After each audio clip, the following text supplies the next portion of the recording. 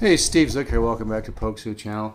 Hey, it's unbelievable. Here I am in California, like, 2 minutes from the beach, and it's like 100 degrees today. Man, I'm not used to, I'm usually spoiled here. It's usually like, low 70s and ocean breeze and really sweet. But man, I feel like I live in Palm Springs or Palm Desert. So I thought, as opposed to just laying around being miserable, I would actually share some information and help everybody out there to learn more about improvisation.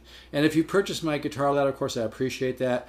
There's been a couple little technical issues with sending you guys my private files. I don't know what. I think it's just a propagation issue with Google. But if you didn't get what I've sent you, just email me back. We'll try it again. Worst case scenario, you create another Gmail address. But usually when I resend them, they make it over there. But just hang in there with me. If I have to, I'll print them up and snail mail them to you. But anyway, it's a good situation. So, let's do this. I was talking about the chromatic improvisation and really felt that came out kind of nice. So I want to kind of continue on that. And I want to just discuss some of the basic chords I use in improvisation. For instance, like the 4 chords, okay? Now this form here, now here's my A, I'm not tuned to concert pitch.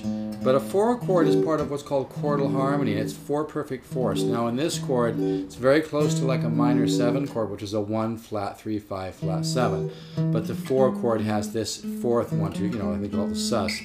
But anyway, 4 chords are part of chordal harmony, and you can connect the 4 chords like this, okay?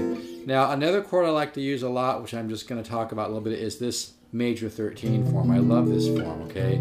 If you look at this form in C, it's got a root, a 3, it's got a 7, a 3, a 13, and a 9, okay? And that's obviously a different sound than the dominant chord, right, which has the flat 7 in, okay? I love this major 13 chord because it resolves so nicely to the 7 sharp 9. And I love to come down from the major 13 to the 7 sharp 9. Come down the diminished form like that, okay? So these are chords you might want to get used to. As you can see, I'm just on the 8th fret here. On the low E, I'm on the 7th fret on the A string. I'm barring here in the 9th fret on the D and the G string, and then I'm picking up on the 10th fret, barring these two on the A and the D. So that's one of my favorite chords. You might just want to play that chromatically and just kind of let your ear hear that, okay? Another thing you could do is do that chord. Go, like I said, to the 7 sharp 5 sharp 9. That resolves nicely to a 13 form, down to a 9th form, to a 13 flat 9, okay? Then you can resolve that to a major 7 sharp 9 sharp 5, 13, another 13, and then now here 1 2 3 4 5. You can go. That's kind of a nice modern sound. 1 2 3 4 5. So I'm on a G, and then I'm going up to the C sharp, or I could go 1 2 3 4. I could go. Okay, but that's a little more predictable, right? So here, a little more modern sounding. Flat 5 thing, right? That's a nice form too to use, okay? This has got like, I'm looking at it in C, it's got C, the flat 5, it's got a 7, a 3, and a 13. So it's like a 13 flat 5, okay? So these are chords I love to use. Another chord I love to use is this one, okay? Now every chord, folks, has many different names depending upon what you look at as the root of that chord, okay?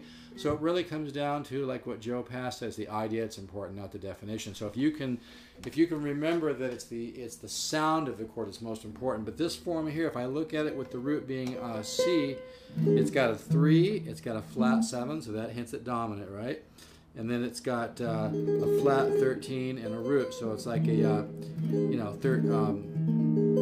like a 7 flat 13, okay? Now that's a great form. That goes nicely with a 13 flat 9, which is kind of like doing a D chord, right? Except for you bar it, right?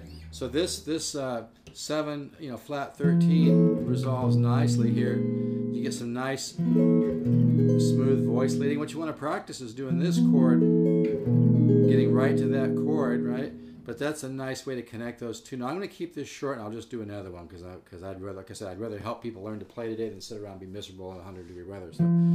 So here we're 7 flat 13 to 13 flat 9 to 4 chord to 7 sharp 5 sharp 9 13 9 13 13 flat 9 resolve to major 9 6 with a 7 on top. Okay.